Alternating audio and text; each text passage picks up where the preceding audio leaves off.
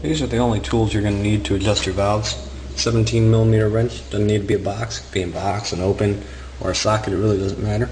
9mm box or an end wrench. I think that the box makes it easier. Feeler gauge of your choice. This is 02 and 03, or 002 and 003. Some people like to go to 004, 005. I go with 003 on both valves.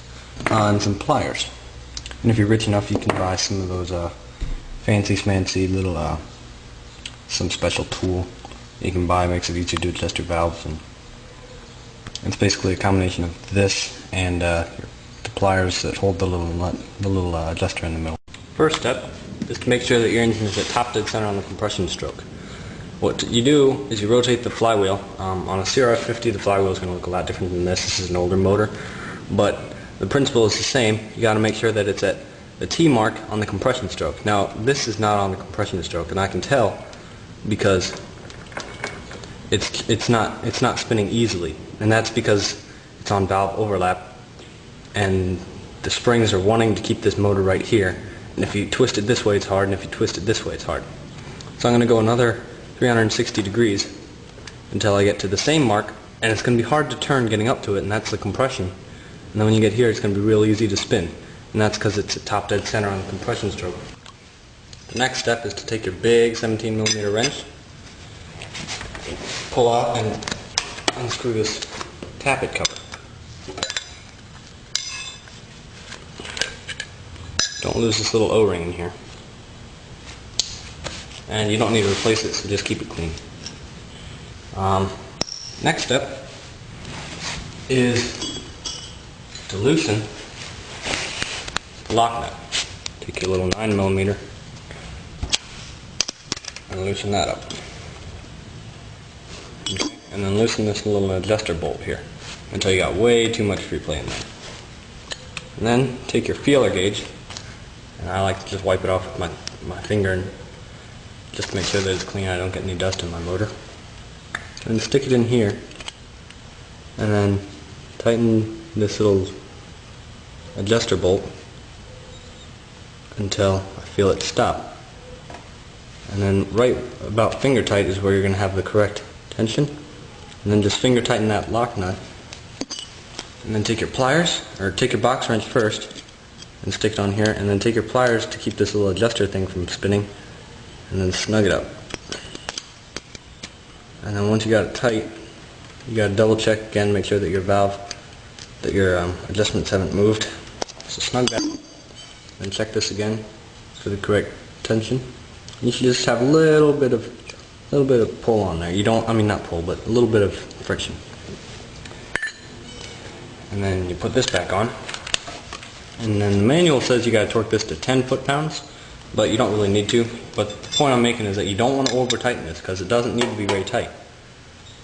So just snug that on there, and you're good. Now you can do the exhaust. Okay, now the exhaust side is exactly the same. Loosen this thing up. Make sure that the engine is still at top dead center. You don't want it to, you don't need to adjust it when it's wrong because it won't do you any good. Now, the bottom one has oil in it, usually enough to make it drip, so just be careful. I mean,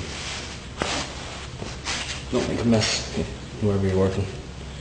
And do like you did before, and loosen this thing up. Loosen the lock nut, loosen the adjuster bolt, and take your feeler gauge again.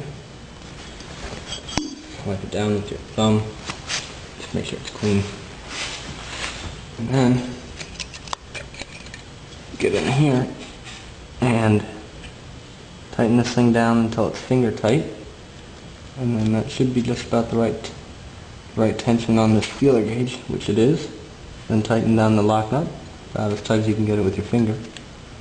Alright, now get your box wrench again and your pliers just to hold this lock nut or this adjuster bolt, and then tighten the lock nut, and then check again with the feeler gauge for the right tension, and it is.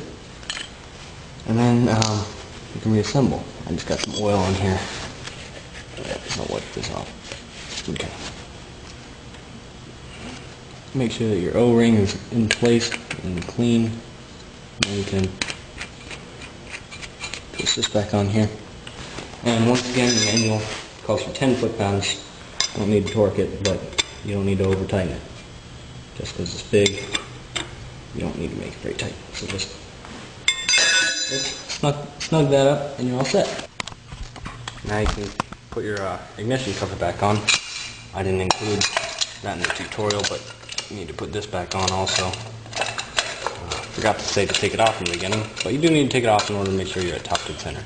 So hopefully you watched this video before you actually did it. That way you understand it all.